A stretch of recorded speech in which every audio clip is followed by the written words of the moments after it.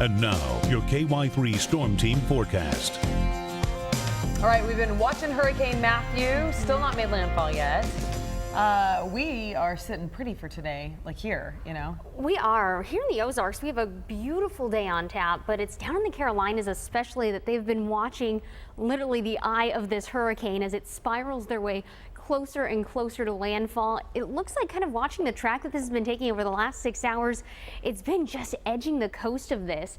We can see that clear eye though, not only on the satellite image, but on radar as well, letting us know that this hurricane, it means business as it's continuing to push its way up the coastline. Now, as it continues to maintain that strength of wind speeds of 85 miles per hour, that's what's going to keep it at that Category 1 strength. Now, these are the wind speeds that are continuing to spiral around the middle of this hurricane, and we can tell from looking at the radar image that also thunderstorm and flash flooding will be an issue with this. We're looking at the potential for thunderstorms to be producing upwards of even 10 to 15 inches of new rainfall this afternoon as it heads its way toward the coastline. And on top of this, the hurricane is inching its way toward landfall as we get closer and closer to high tide. High tide over North Carolina between about 1:30 and 2:30 in the afternoon. And that will also line up well with when we're expecting to see some of the strongest winds and potentially some of the biggest impacts for some of the North and South Carolina beaches. You'll notice a track of this hurricane, though, finally pushing its way away from landfall with that expected track moving by Sunday. As it continues to spiral its way further down to the east and eventually south and east into the Atlantic, it will be downgraded back down toward tropical storm status, so back down below 40 miles per hour. Still, though, that could make for some very rough waves.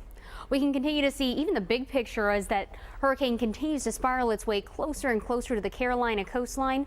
It's a very small area that's going to be affected by this. In fact, we're seeing quite the opposite here in the middle of the country. We have that nice big pocket of dry air sitting over us here in Missouri and Arkansas. That's all thanks to high pressure and the clear sky overnight. Well, it quickly dropped down those temperatures. Even now, we're still sitting in the mid-30s for places like Cook Station and Steelville. 42 degrees, the temperature now over in Rolla.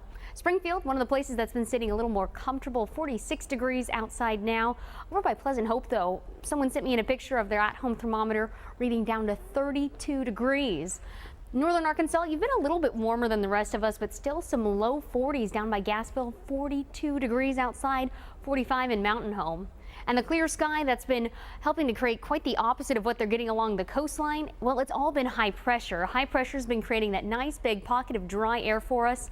So even as Hurricane Matthew continues to push its way up the coastline, high pressure is going to be leaving a very nice weekend for us here in the Ozarks. High pressure both today as well as into the day tomorrow. It means not only that cool north to northeasterly wind moving in, but also plenty of sunshine along the way by the afternoon.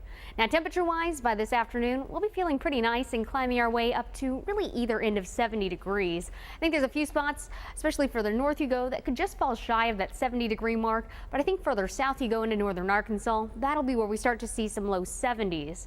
Now, overnight tonight, still under that mostly clear sky, we'll have that light easterly breeze, helping us to fall back down to the mid-40s. Now, you may have noticed if you were outside early this morning, really the coldest part of the day typically falls right around sunrise. So if you will be out, say, early for a church service tomorrow morning, make sure you're grabbing the jacket, but I'd say continue to layer up not only for the weekend, but into next week. We'll slowly be seeing high temperatures climb up close to 80 degrees by Tuesday before that next shot at some rainfall moves in on Wednesday.